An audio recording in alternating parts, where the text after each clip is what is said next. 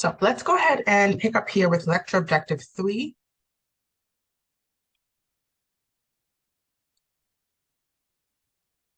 Okay. So we're going to compare fast and slow responses at the synapse. And so just to kind of set the context here, we're looking at the postsynaptic neuron. This is where we have our receptors. We talked about these receptors being ligand gated, so something has to bind to them for them to open up.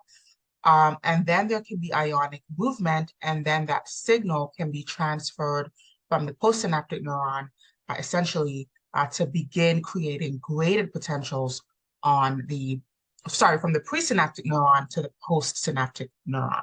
So that's kind of what we're looking at now. We're looking at that postsynaptic neuron, the membrane, and the receptors that are found there that are helping to transmit that signal, that are going to bind the neurotransmitter that's been released across the synapse and will help to convert that chemical energy into a graded potential.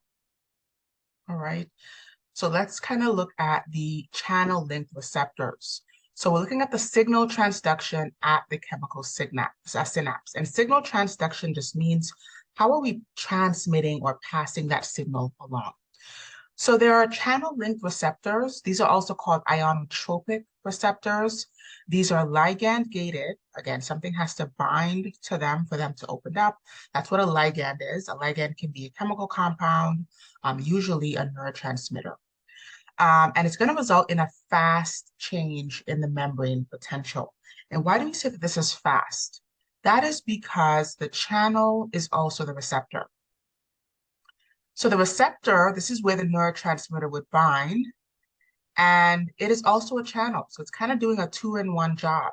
It's allowing for binding of that neurotransmitter, and then it's going to immediately open up. Ions are going to begin to move, and we're going to start depolarizing the postsynaptic membrane. Okay. Now the channel will close as soon as the neurotransmitter leaves or is dissociates from its spot on the receptor. Okay, so this is an ionotropic receptor. This is also called a fast receptor because it's a fast, immediate signal because this receptor is also a channel. Now, we can compare that to slow responses and slow receptors. These are referred to as G protein coupled receptors. And what this means is that these are metabotropic receptors. These are not ionotropic. So these are not going to open up right away and create an instant response on the cell. Instead, these are going to have a sequence of events, kind of this cascade of events that has to occur before we actually bring about any response on the postsynaptic neuron. So the sequence of events can be of two types. It can be a second messenger system, and we're going to speak explicitly about the details of this. So the neurotransmitter here being released from the presynaptic neuron crosses the cleft, binds to this metabotropic receptor in this instance, and this receptor is coupled to a G protein. So here's the G protein. It usually has 3 different subunits that are coming together. We've talked about some examples of the types of proteins that are found on the intercellular surface or the intracellular surface. So this is going to be bound on the inside surface of the cell membrane and coupled to this receptor. And so what's going to happen is when the ligand binds, part of this protein dissociates off, which is the alpha subunit. It's going to float downstream in the membrane, and it's going to bind to another structure in the membrane. This is an enzyme, and this is slightly different. This is a transmembrane protein, which is acting as an enzyme. So when the subunit binds to this enzyme, it now stimulates a series of events. So we create some second messenger, which is usually calcium, and the second messenger can go into the cell and help produce the response. It can either produce the response directly, or it can open up some ion channels, which is going to help depolarize the membrane. So the sequence of events here takes time. This is why this is a slow receptor. The receptor itself is not the channel. The receptor is just mediating the response that will eventually open up channels, or in other ways, bring about a cellular response. The second example of metabotropic receptors is direct coupling. So in this instance, we have a neurotransmitter binding to the receptor. The alpha subunit dissociates off, goes downstream in the membrane. In this case, it binds to a ion channel, and then we have the channel open up, or in some cases close. So sometimes we can close that channel and bring about an inhibitory response, or we can open the channel and bring about an excitatory response. So that response is going to be brought about by the channel itself, which again is different from the actual receptor. This is called direct coupling. So both of these are examples by which G protein receptors, also called metabotropic receptors, can also bring about a more slow response on the postsynaptic membrane. And when we get into the nervous system, the autonomic nervous system, we're going to look at the types of tissues that have fast responses and compare them to the types of tissues in the body that have more of these slow metabotropic receptors. All right, so this is essentially how we bring about the graded potential. We've talked quite a bit about that as far as how it moves from the cell body towards the axon hillock. And so this is how we talk about how they come about in response to the neurotransmitter at the synaptic cleft. So when the ligand-gated channel opens up, the membrane potential changes, and depending on what type of channel opens up, then that's going to determine what type of graded potential we have. So if we open up a sodium or a calcium channel, that brings about a graded depolarization. This is also referred to as an EPSP, an excitatory postsynaptic potential, right? This is just one flavor of graded potential, which means that it's an excitatory or a positive membrane potential change. Now, the types of ions that would do that are going to be positively charged ions, or ions that have an ECDF inward and are also positively charged. Okay, so that would be sodium here or calcium. Now, if we opened up a potassium channel, although potassium is positively charged, its ECDF is outward. So if we were to open up potassium channels and we looked at this with the action potential, this would actually make the membrane potential more negative because potassium wants to leave the cell. So when that positive charge starts leaving the cell, then we still end up having a negative membrane potential change or a graded hyperpolarization. And this is referred to as an inhibitory postsynaptic potential or an IPSP. Chloride is another one. Chloride is negatively charged and it wants to go into the cell. So opening up chloride channels will also help to hyperpolarize the cell. Now, I want to kind of put a spin on this just so that we can kind of explore this from a different perspective. So if I opened up sodium or calcium channels, that's an EPSP. But what happens if I close sodium or calcium channels, right? I'm now going to stop positive charge from entering the cell. So closing of sodium or calcium channels is actually going to result in an IPSP. It's going to inhibit any positive membrane potential change. Same thing is true for potassium, for example. If I close the potassium channel, I actually prevent the cell from repolarizing or hyperpolarizing. So that actually begins to constitute an EPSP or an excitatory change or a graded depolarization. So we can think about these in the sense of opening these channels and allowing the ion to move, but also think if you get a question of closing that channel, it would prevent that ionic movement and bring about the opposite type of graded potential. Okay, so the postsynaptic potentials, we're going to look at kind of how those are brought about. So it's a change in the membrane potential that is in response to that neurotransmitter binding onto its receptor. Which is also that ligand-gated channel. So think about those as the same structure. The ligand-gated channel, in most instances, is the receptor, right? Unless it's a slow receptor. The excitatory postsynaptic potential is going to be brought about by the neurotransmitter glutamate. in some instances, especially in the brain. We'll talk about how glutamate is an excitatory neurotransmitter. And then GABA is going to be the most common neurotransmitter that brings about IPSPs. Okay. So EPSPs typically from glutamate and IPSPs typically from GABA. Okay. Now, so far, we've only talked about acetylcholine as a neurotransmitter. Again, it's the most abundant, so that's kind of the one we're going to focus on. But we also have other neurotransmitters that are more closely aligned with being excitatory or inhibitory.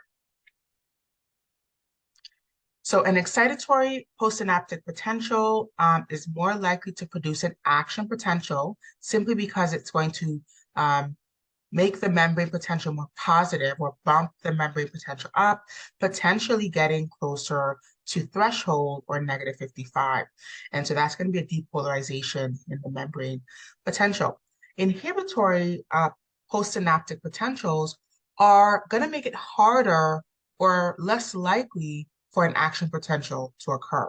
Why? Because we're going to be making the membrane potential more negative. Or they can also help to stabilize the membrane potential.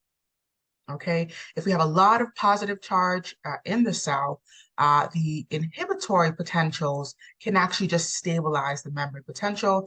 Instead of making it negative, just kind of bring it closer to rest more easily. So EPSPs make it more favorable to have an action potential. IPSPs make it harder to have an action potential, or they reestablish a steady state within the cell membrane potential. So let's kind of look at examples, just kind of comparing what happens with fast receptors and fast responses versus slow. So here we have our channel, which is also the receptor. Here's our neurotransmitter, which will bind to this receptor. And when the channel opens up, this ionotropic receptor actually allows both sodium and potassium. Because sodium moves in and potassium is leaving, this creates an even faster depolarization, even more so than voltage-gated sodium channels alone. Why? Because both ions are moving. So at the same rate that sodium is entering the cell, being a positively charged ion, potassium, also positively charged, is leaving the cell. So this ends up having a net positive flux into the cell, which depolarizes the membrane. For slow receptors, here's our neurotransmitter binding to this metabotropic receptor, activating the G protein. The alpha subunit moves off, binds to adenylate cyclase. So adenylate cyclase is a specific enzyme here. This can change depending on what tissue we're looking at. So I don't want you to be committed to this specific enzyme, but this is an example of what we call an amplifier enzyme. And the role of the amplifier enzyme is to just make the second messenger. So it creates a lot of second messenger. In this instance, that is cyclic AMP, which is one of our nucleotide derivatives. And so that's going to go into the cell and help to bring about the cellular response. It's going to activate another enzyme in the cell called protein kinase A, and protein kinase A will couple or bind rather to this channel, and then that will move ions and help to bring about a cellular response. I want you to notice, however, in this case, this example, we end up closing potassium channels. So the result of the second messenger is to bind to potassium channels and close them. In doing so, because we're closing a channel for a positively charged ion, we're preventing potassium from leaving the cell. So that's going to end up depolarizing the cell. Although potassium wants to leave, and if we opened up the channel, this would result in a depolarization, or excuse me, a hyperpolarization. Because we're closing that channel, this would help make a depolarizing event as the opposite direction. Good question. Should you guys memorize or know the individual steps here? No, I don't need you to memorize the enzymes or memorize this sequence of events. I do need you to know the difference between a fast receptor and a slow receptor for now. In our third unit, we are going to talk about the steps, and you will eventually need to know sort of the beginning part here, not so much the second messenger, but you need to know up to the point of how second messenger is made or created from this amplifier enzyme. But for this unit, just focus on knowing what's a fast receptor. The fast receptor is the channel. It opens up, ions begin to move, and there's an immediate cellular response versus a slow receptor. You should know that there's a G protein coupled to this receptor. You should know that this is going to be a slower response, and you should know that this eventually, through second messenger, will end up resulting in either opening or closing of an ion channel as well. Okay, so kind of just a general, more so differentiating the two types of receptor responses.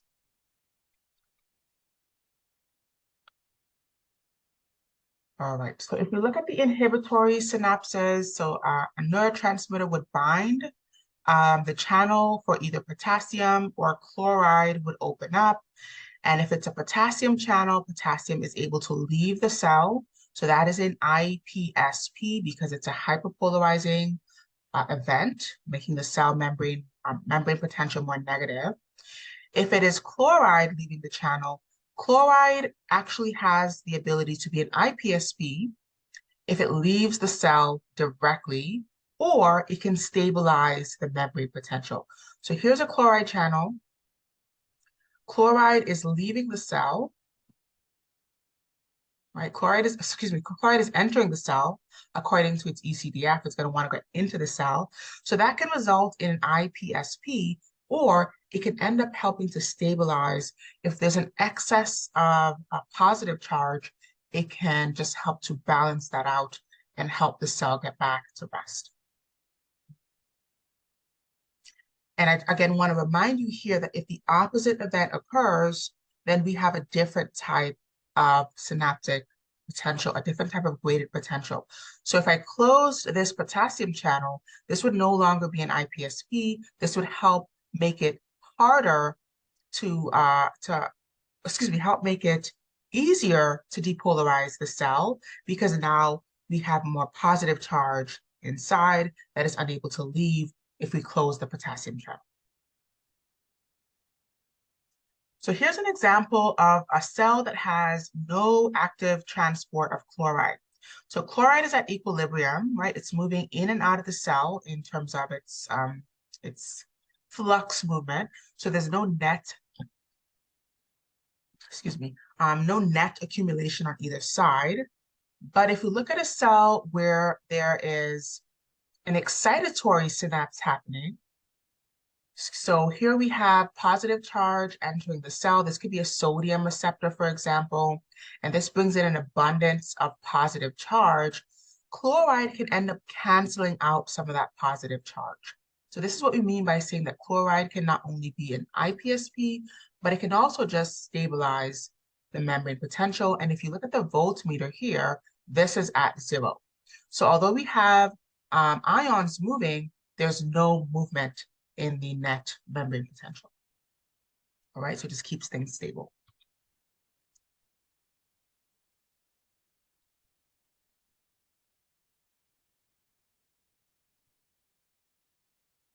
All right.